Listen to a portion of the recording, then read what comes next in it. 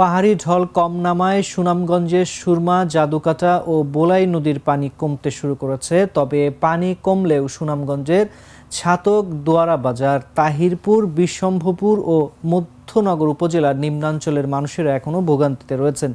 কারণ নদ নদীর পানি কমলেও তাদের বসত ভিটা থেকে এখনও পানি কমেনি। এমনকি নিম্নাঞ্চলের তলিয়ে যাওয়া গ্রামীণ সড়কগুলো থেকেও পানি নামেনি। খোঁজ নিয়ে জানা যায়, গত 6 থেকে 7 দিনের টানা বৃষ্টি ও উজানের পাহাড়ি ঢলে সুনামগঞ্জের সকল নদ নদীর পানি বাড়ে।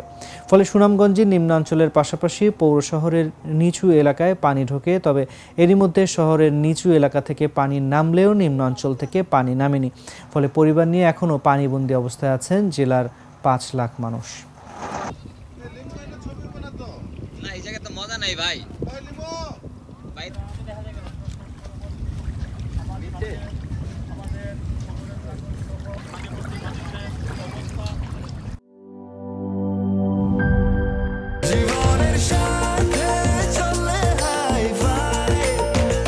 স্বাস্থ্যকর অল টাইম ফ্যামিলি কেক, সব সময় অল টাইম হেলদি লাইফ।